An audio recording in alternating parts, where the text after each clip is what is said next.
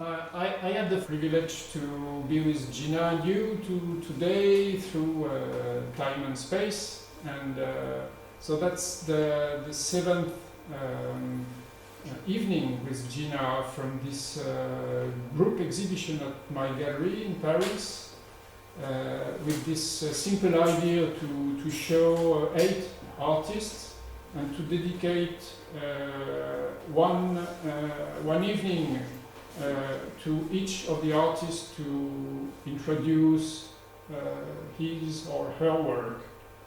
And so Gina has one work in the exhibition, one painting. Perhaps we will talk a little about it later. And also a photo which include one image from the Scream film, and together with microphones and stage scene. So the Zoom is both live at the gallery with a few people around me looking at the screen to the wall, where what you see on your screen is projected to the wall. So it's and also the space here is filmed by Pierre Charpy, that you can see behind me, and the Zoom will also be recorded. So fortunately we get some recording of what will happen tonight. So we will basically see a few films by Gina. We'll see a screen film which probably will be shown in 3 or 4 sections. The film itself lasts 7 minutes 49 seconds. So that's the first film, and the second film will be about also kind of screams, but with gunshots. And the third one is also about scream, but with a song. And with a song, yes.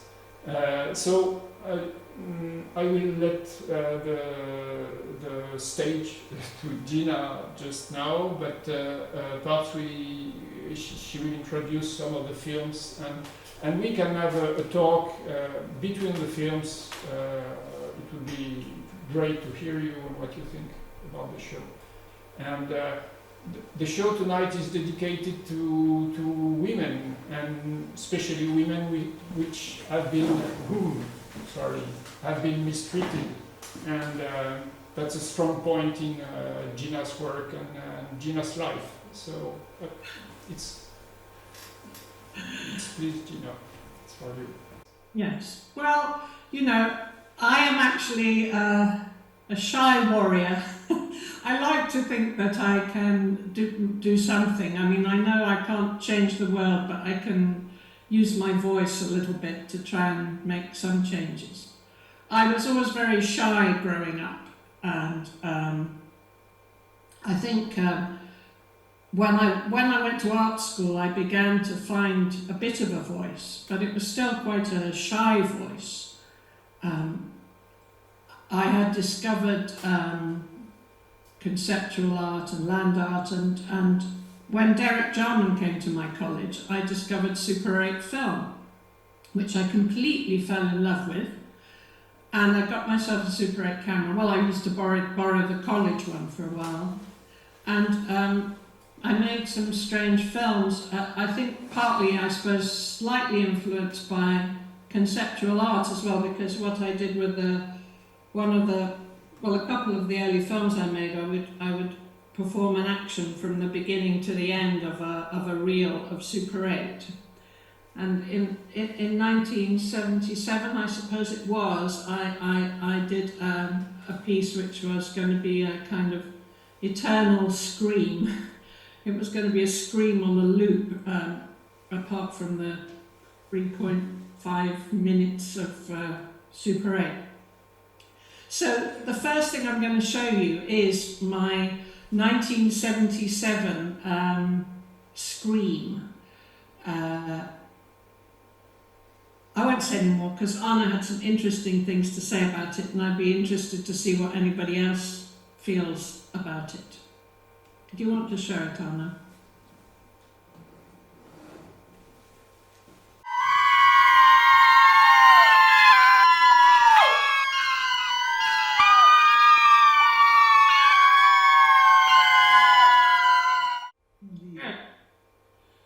Well, so after I made that first Super 8 video, I put it in a cupboard really for a lot of years and never really thought about it again until probably when I was making a film about the Raincoats, my group, and I started looking through old footage.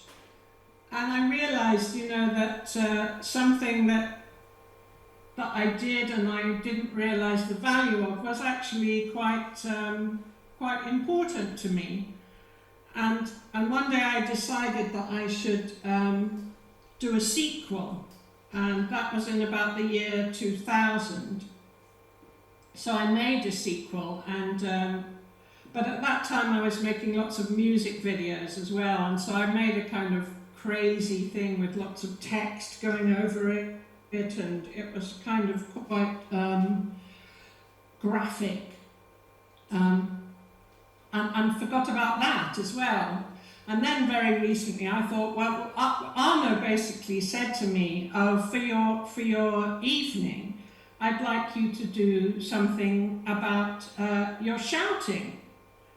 And I thought, oh, what does he mean? Does he mean that film where I'm shouting about culture and the patriarchy, and where I show a lot of my early paintings, and then I have a scene where a woman tries her hand at being in a pornographic movie. That's only on the text.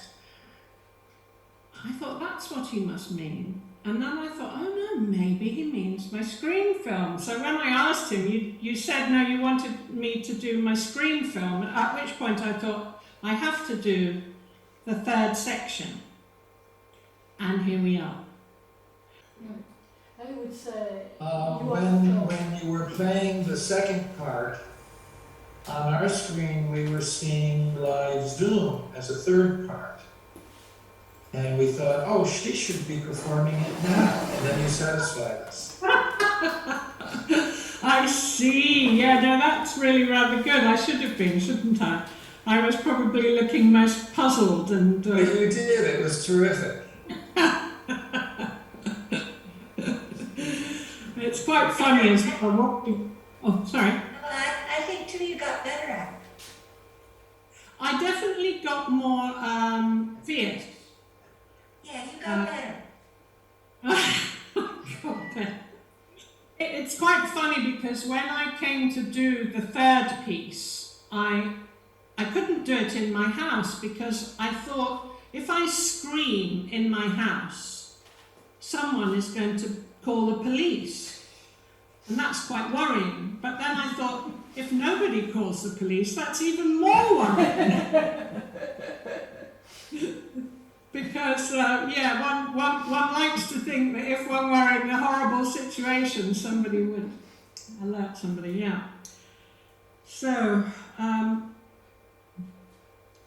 I had the feeling that the first scream was directed to space somehow, or to not to something specific, and but the other screams they aimed at something, but not the first one. It was just a pure scream, if I can say, just scream for itself, and which makes it somehow more frightening, more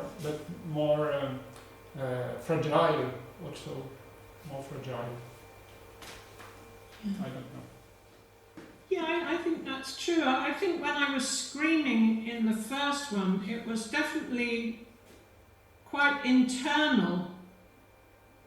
You know, it's still that kind of quite shy person there.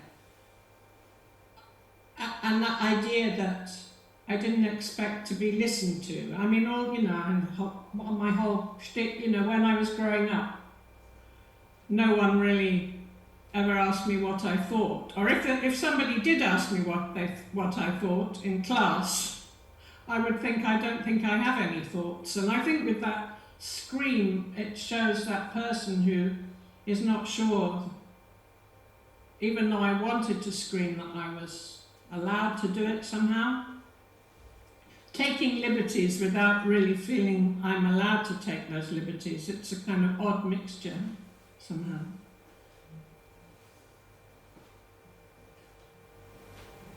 But still, that's something very outrageous to scream today, because it's not permitted somehow to scream, because it's very simple, but it makes everybody, if you scream in the street, it makes everybody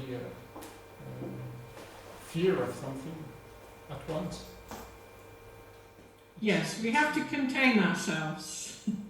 I made a banner once which I found the thing, which was, I tried to contain myself, but I escaped. And in some ways it is that thing of actually dodging round what we're allowed to do and finding a way to do it anyway. I'm not sure how helpful it is, but I find it interesting and I find it funny. And yeah. You're more expressive in the two last sections. It's Christine who's speaking. Yes, I definitely am much more expressive. I think I was challenging, or I think I was seeing the camera both as a kind of perpetrator of something and a sympathizer. I was definitely engaging with the outside world much more, asking for help or something. Or protest, or revolt. Yeah, yeah. Maybe. I mean, this whole thing was this idea of, I wrote this song recently, I Am Rage, and a lot of what I've been doing has been about the idea of rage, but it's not only a kind of rage outwards, it's an internal rage and a rage of my own cracked head, the rage where small things send me into a frenzy, and so when I wrote the words about the rage, they were my own fracture, my own fragmentation inside my head, and I was trying to explore that internal thing and then perhaps share it externally in a more kind of political sense, but originally it came from a very personal place of my own fragility, I suppose.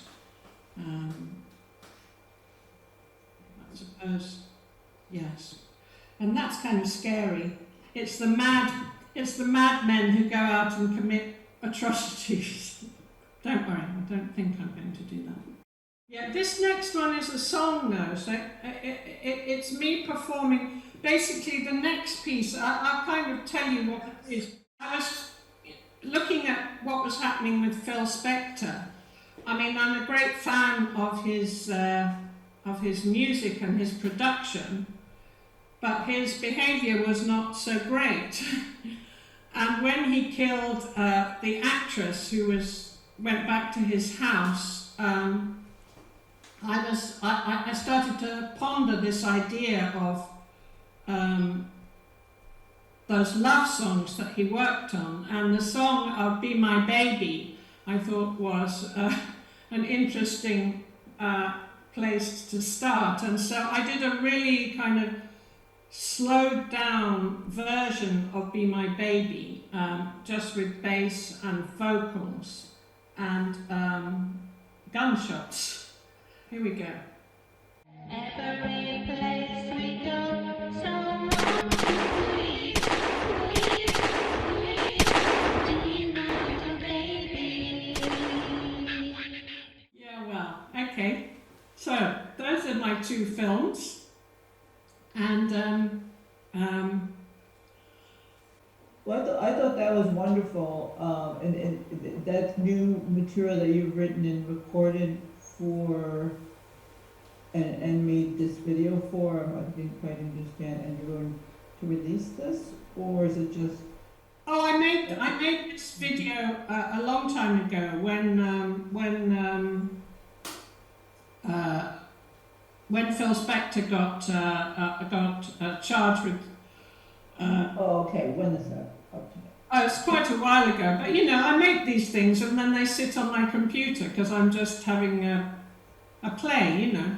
I'm playing and serious fun, I suppose. And I never really expect I'm going to show it to anybody. And then here I am showing it to you. It's relevant now as when you made it, don't you think? Yeah, I think it is. You know, I will do some more work on it because I am starting to make a new album, and maybe I will make a funny version of that. You know, Oh, yeah. I always liked slowing down songs, playing 45s at 78, and I thought that there was something very interesting about Phil Spector, particularly being slowed down sound-wise. But then I was working around the song, and then when that Phil Spector thing happened, I was like, okay, this is what the image is I'm going to put with it on. So Gina, would you like to say, I don't know if people who attend the Zoom have seen the image of your painting in the show, but would you like to say a few words about this painting? One of the things that I realised recently, and I suppose it's occurred to many people, is that whilst we're, you know, I'm a complete fan of TV crime dramas, and I watch them a lot, you know, and I think a lot of the television that we all watch is about murder. Maybe it's just me, I don't know. It seems there's an awful lot of murder on the television, and it seems to be one of the main forms of entertainment. And I began to think that there were an awful lot of young, beautiful, mutilated women on our screens. You'd find a beautiful mutilated woman under a bridge, or a beautiful mutilated woman on a rubbish dump, or a beautiful mutilated woman lying halfway across a bridge between two countries. And I just thought, these young, beautiful women were being murdered, and that was kind of our entertainment. And I'd be sitting on my sofa eating chocolates and crisps and enjoying this process. And I just imagined so many of us kind of becoming immune to this idea of these murders of young women, and then, you know, the murders that happen that we've become very aware of. And I don't know how aware in Paris you were of what happened to Sarah Everard in the UK, who was a young woman who was walking home and got accosted by a policeman who showed her his badge and got her into the car, handcuffed her and raped and murdered her. And so I just began to want to bring this thing of I was just interested in this idea of us stuffing things in our faces while sitting happily across our sofas watching this weird entertainment. Perhaps in wartime, you know, people are watching all singing, all dancing stuff, and perhaps because we feel relatively safe, do we? We're happy to watch murders. I'm not sure. But so this painting was of a young woman, possibly me or someone like me, lounging across my sofa, stuffing my face. So we are here in the Rue des Beaux-Arts, and the Rue des Beaux-Arts, it was also famous in the history, if I can say, because of Yves Klein, who made this famous empty exhibition just nearby in the 60s. And also Yves Klein was, it's not so as famous as it, but he made a series of screams, which he calls the blue screams. And I never figure out what was the blue screams because there is no recording. But perhaps we can try to imagine. And so, is there a special color of your screams? I think pink and red and orange are my colours right now. Good. Yeah. I seem to be very attracted to orange and pink with splashes of red.